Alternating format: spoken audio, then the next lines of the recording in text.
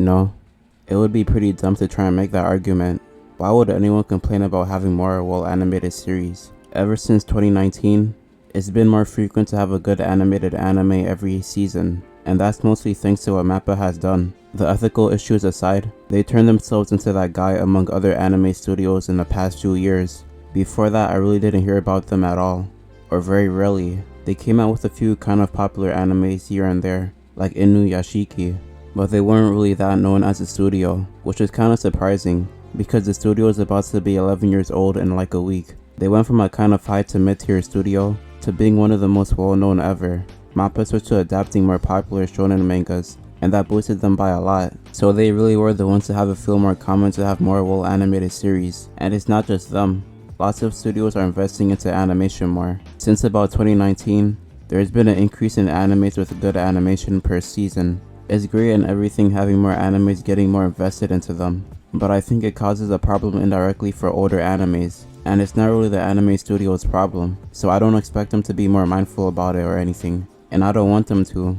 It's better to have more animes with good animation than less, but it's a trend I noticed with new fans who get into anime by these new series. They kind of get desensitized by the animation of these new animes. If you come in with your first anime being shit like Demon Slayer or Jujutsu Kaisen, and all these other well-animated series, you're gonna have a pretty high bar for what you think is good animation, like a really high bar. I don't know really what goes on behind the animation of animes, like the technology they use, and the methods to get the best quality the fastest. But I think anime studios are figuring out ways to get more of their episodes the good animation people want. Ufotable has that CGI technique where they mix it in with the animation, and they get great results from that. So I'm guessing other studios are picking up their own strategies to match the higher expectations anime fans have now. In the last episode or two of One Piece, they used that CGI method for a fighting scene with Kaido. It's only the beginning of the fight, but I wouldn't be too surprised if they kept this level of animation for most of the fight. Even I think I'm desensitized a bit to the new animation. My reaction to Demon Slayer episode 19 was not the same as other well-animated scenes of other shows. Even though realistically they're in the same range of quality, it just makes it harder and harder to be impressed by good animation, which is why I think it hurts older shows that came out before this era of good ass animation. There's really not that many animes that can hang with these newer ones in animation. You have your Nichijos and Space Dandies that do still hold up well today, but majority of animes before this time are not to that level. Most of them have mid to good level animation, maybe a minute or two of increase in animation, but the majority of it will be average. And I'm not trying to knock them for that. You can't just pull out good animation out of your ass. But most of these shows don't have good animation, at least relative to these new animes, so less people are willing to give them a chance. People end up being a lot more picky and miss out on a lot of older shows that have animation that isn't that amazing, but the quality of the anime itself will still hold up pretty well, because it could still have a nice story and characters. Just look at what happened to 7 Deadly Sins. I mean, I'm kind of guilty of this myself, because I ended up dropping it really quick.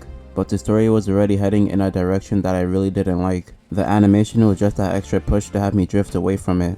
7 Deadly Sins basically got cancelled by its own animation. As soon as that season dropped, its fanbase started to drop too and turn on the anime. A few of those people are probably like me, but the majority probably just dropped it solely because of the animation. If that season didn't end up flopping, its fanbase would still be relatively the same. Even for One Punch Man season 2, which was definitely not poorly animated. It got a lot of hate because of the high standards people had. People were not trying to compromise on their animation at all. An anime I can imagine a lot of people missing out on, if you're a sports fan in particular, is Ashito no Jo. This is probably the second oldest anime I've ever seen. The oldest is probably Dororo. I watched the remaster, but it technically came out in like the 1960s. But Ashito no Jo is basically the Dragon Ball to sports animes. It was an anime to influence Hajime no Ippo, and a bunch of other sports animes down the line.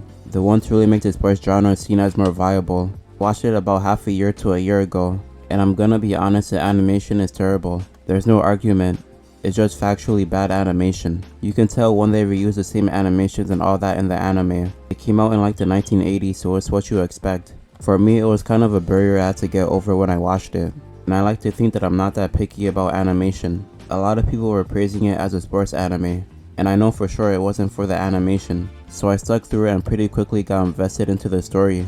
And yeah, it is a good anime, but I can't really see myself trying to recommend this to somebody. When you see how people react to these newer animes having below god tier animation, It would be pretty much impossible to try and convince them to watch something like this. If you get past the bad animation, the story and characters carry the anime hard, but most fans won't know that because they won't give animes like this a shot.